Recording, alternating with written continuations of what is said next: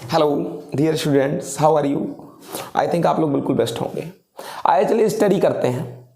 एक समांतर प्लेट संधारित्र की धारिता का कैपेसिटेंस निकालना है किसी कैपेसिटर का, पैरेलल प्लेट कैपेसिटर का। लेकिन एक शर्त है कि उस पैरेलल प्लेट कैपेसिटर का कैपेसिटेंस तो फाइंड आउट करेंगे, लेकिन जब उनके बीच में दोनों प्लेटों के कोई डाइइलेक्ट्रिक सबस्टेंस की क्या रखी हो, स्लिट रखी हो, पट्टी रखी हो। मतलब ये एक संधारित्र है, एक प्लेट X है, एक प्लेट Y है। इसके इन प्लेटों पर इस पर प्लस Q चार्ज है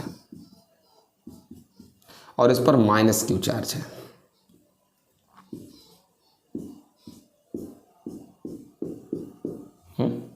इनके बीच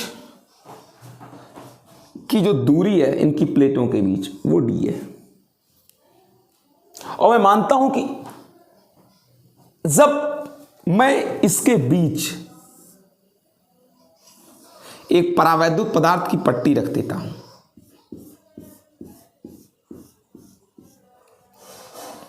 अब जब परावैद्युत पदार्थ की पट्टी रख दी मैंने और उस पट्टी की मोटाई T है और उस परावैद्युत पदार्थ का परावैद्युतांक K है, तो पट्टी रखने के बाद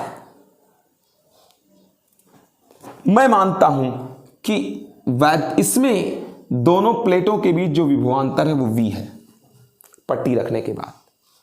जी हां, और ये जो विभवांतर है बेटा वो दो लोग के कारण होगा। एक तो इस परावैद्युत पदार्थ की पट्टी के कारण, प्लस अभी विभवांतर, इस विभवांतर का कारण एक तो परावैद्युत पदार्थ की पट्टी है और एक यहां जो वायु है, एयर, यहां उसके कारण भी, या निर्वात के कारण। यहां पर दो वैद्युत क्षेत्र भी है, दो वैद्युत क्षेत्र है।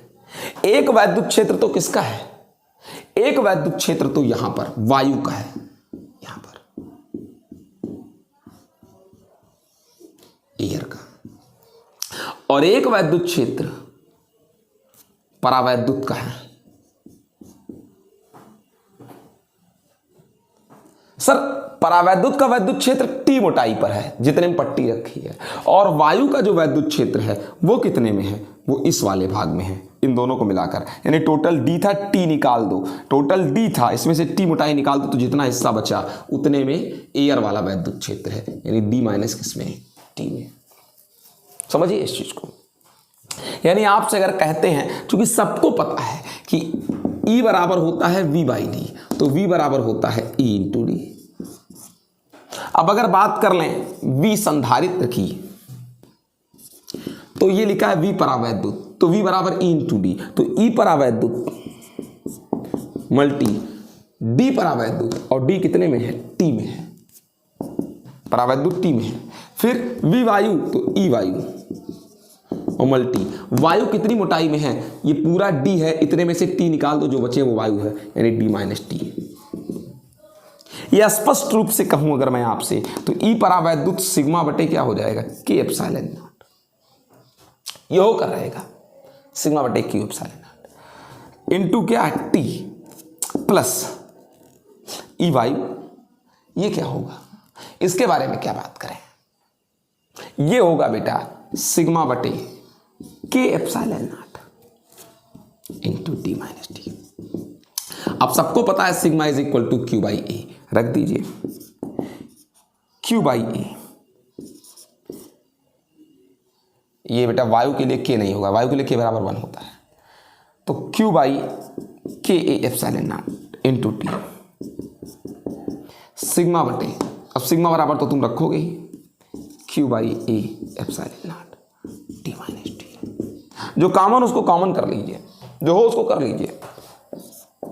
कौन, Q upon A epsilon not,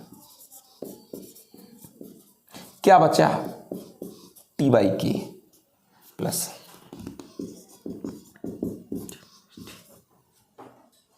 यहां बचा T बाई कितना, K, T बाई के, Q upon epsilon not common हो गया, T टी बाई के बचा और plus Q upon epsilon not निकाल लिया, डी माइनस टी बचा। यही है वी की value.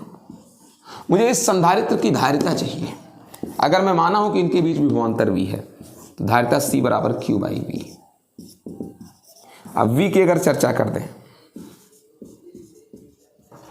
A epsilon not T by की plus D minus T.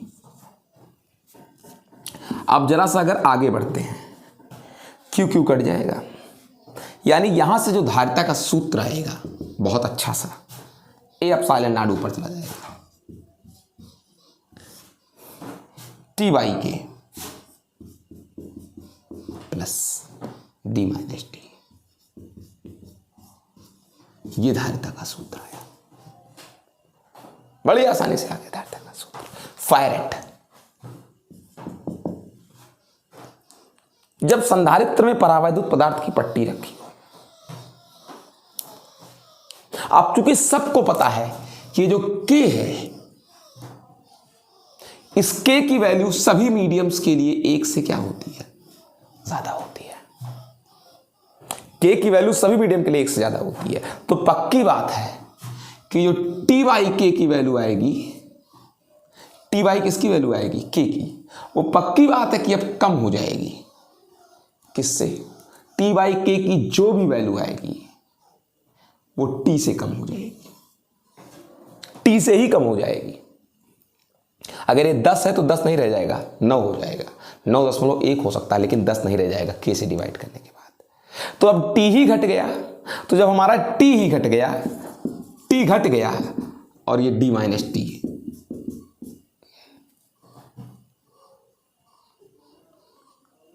T ही घट गया, समझ गए। और जब T घट गया, अब इसके बराबर नहीं है T, तो जो यहां D और माइनस T और ये T नया वाला T घटा हुआ, तो यहां से D माइनस, इन दोनों का जो रिजल्ट आएगा, चूंकि ये कम है ये ज्यादा है, वो भी निगेटिव में आएगा। मान लीजिए T डैश, यानी अब ये जो डिस्टेंस था नीचे वाला, ये डिस्टेंस ये है। अब ये जो डिस्टेंस है जिसको आप प्रभावी दूरी कह सकते हैं, प्रभावी दूरी, वो D माइनस टी डैश है। यानी ये जो प्रभावी दूरी है D माइनस टी, एक्चुअल में D माइनस टी डैश वो कम है एक्चुअल वाले D से। एक्चुअल वाले D से ये डिस्टेंस कम हो गया, जो आया है, ये जो डिस्टेंस आया है वो एक्चुअल वाले D से, इस D से कम है। और अगर ये जो आया प्रभावी दूरी, ये D माइनस टी डैश, अब कहाँ D रह गया, प्रभावी दूरी कितना आ गया, D माइनस टी डैश, और ये दूरी जब कम हो गई, यानी यहाँ ये जो वैल्यू आई निकल कर, ये वाली, वो एक्चुअल वाली D से कम हो गई, इस वाली D से कम हो गई पट्टी रखने के बाद। तो अगर ये जो D वाली जो वैल्यू आई, दूरी ही है, ये दूरी ही है, फार्मूले में दूरी नीचे होता है, सबको पता है। संधारित्र की धारिता C बराबर क्या होता है, एप्सिलॉन 0 KA बाई D, ये D ही तो होता है। और ये जो प्रभावी दूरी आई यहाँ पर, वो एक्चुअल वाले D से कम हो गई, तो जब इससे कम हो गई तो C का मान बढ़ गया, धारिता बढ़ गई। ठीक है, कुछ और बातें आपको बताते हैं, जरा समझने की कोशिश करिए, बोर्ड बिठा करके बताते हैं।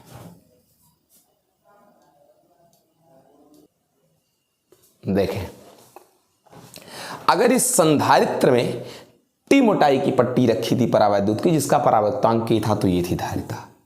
अगर मान लीजिए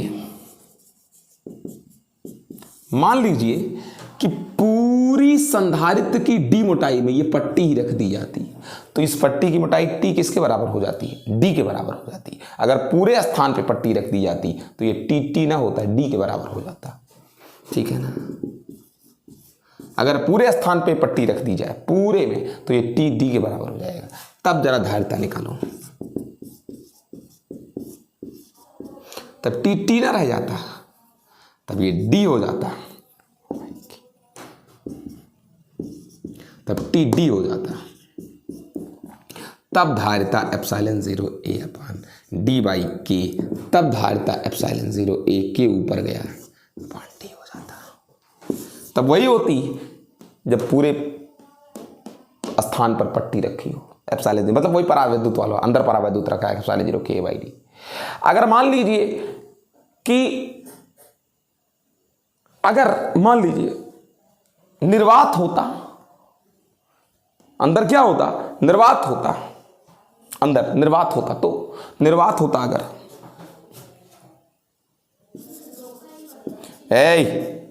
अगर निर्वात होता तो k = 1 हो जाता। पूरे में निर्वात होता तो k = कितना हो जाता, 1 हो जाता। जाहिर सी बात है, k = 1 हो जाता और t d के बराबर होता। t किसके बराबर होता, d के बराबर होता। रखो, तब धारिता dt के बराबर 1, तब आंसर आता है एप्सिलॉन 0 a/d। निर्वात संधारित्र की धारिता या वायु संधारित्र की। अगर मेटल होता